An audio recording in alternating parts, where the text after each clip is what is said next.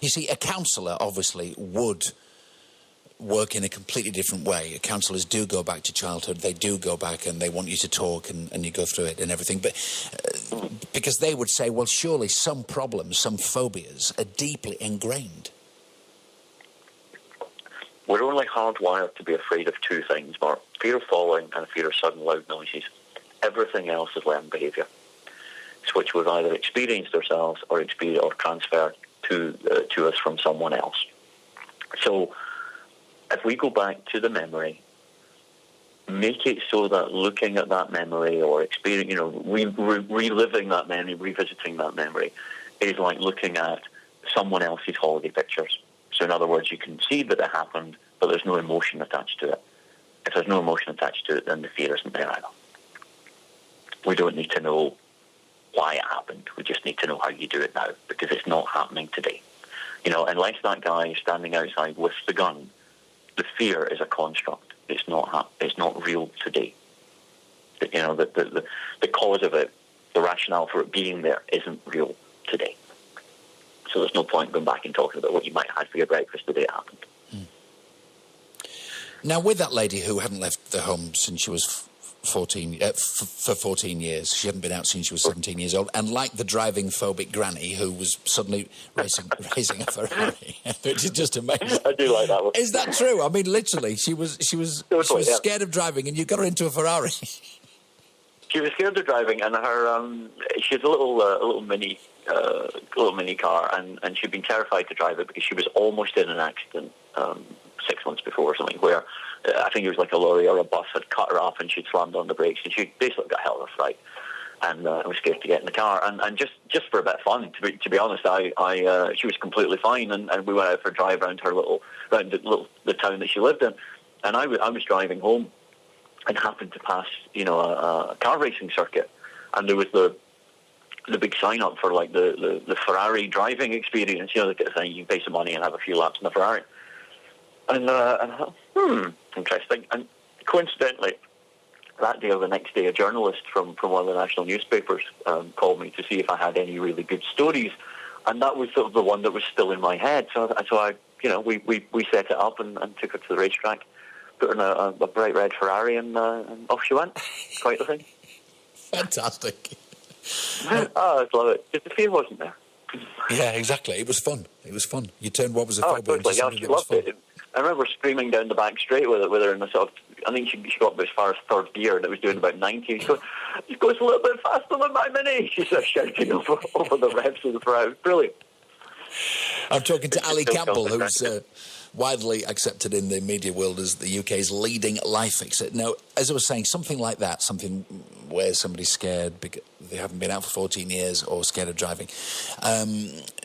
What about something that isn't as dramatic as that? What about couples who are just having a relationship problem? I mean, can you also employ a quick fix there, Ali? Yeah, of course. Of course, because we're, depends what it is. But most of the time, our problems, sweeping generalisation for the morning, but most of the time our problems come from telling ourselves stories in our head that are not true. And that maps into every aspect of our life, whether it's our job or relationship or, phobias or whatever it might be, sports performance, any kind of performance, is that we create the emotions in ourselves as if our stories were true, but they're not necessarily true. Yeah, absolutely. And do you actually coach yourself? I mean, there must be days when you wake up and you're not feeling particularly energised or particularly positive. What do you do?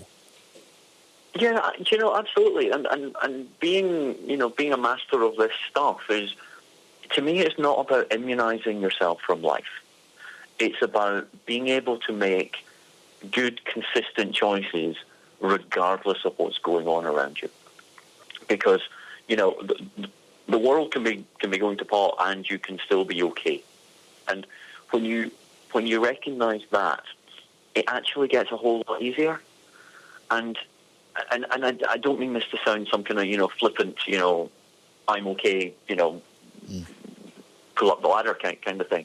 But the distinction for me was that when we understand the relation of between the 50,000 thoughts that we have every day, and our emotions, and can break that link so that we go back to our default setting that is okay, things change. Life just gets easier. And it really, it was properly brought home to me about a year and a half ago when I nursed my mum, and she had terminal cancer. And the understanding for me, or the real personal experience of going through hell with her and still being okay in myself was the massive thing that got me thinking, I'm right. This actually does work properly in as tough an environment as you could ever be in. And were you able to help your mum stay positive, Ali? Yeah.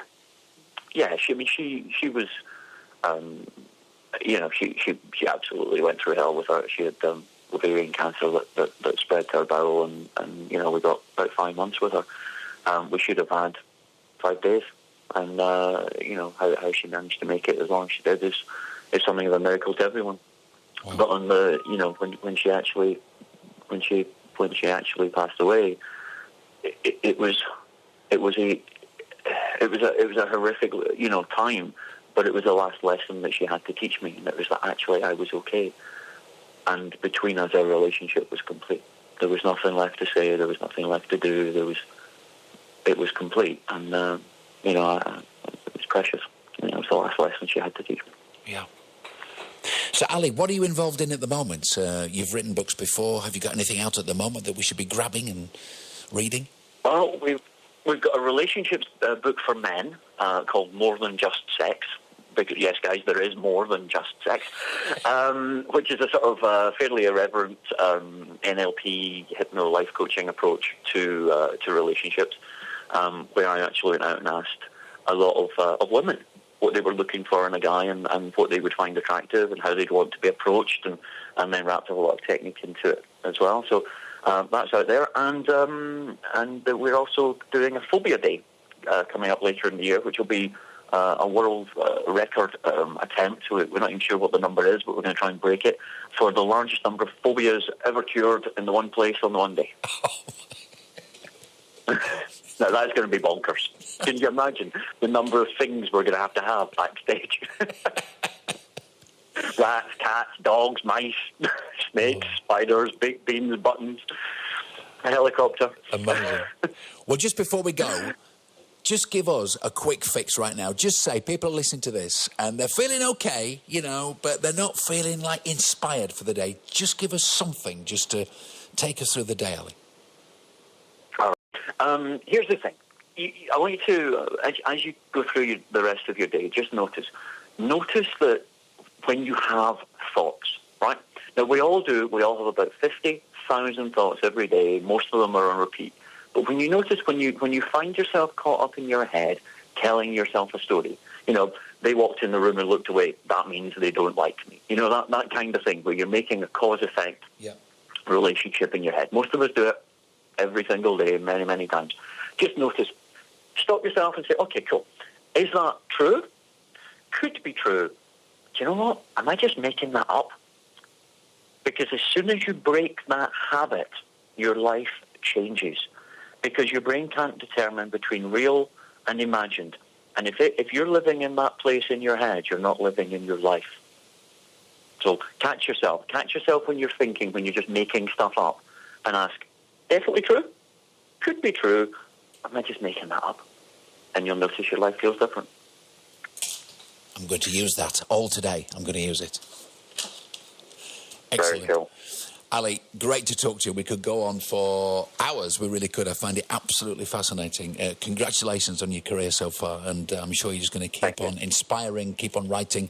And so the book at the moment is More Than Just Sex by Ali Campbell, aimed at everybody, not just guys. It's actually just aimed at guys. Oh, it is? But, just girls, if you want an insight, into what's going on in our heads, have a copy too. But it is a book for guys. Great. Ali, fantastic to talk to you.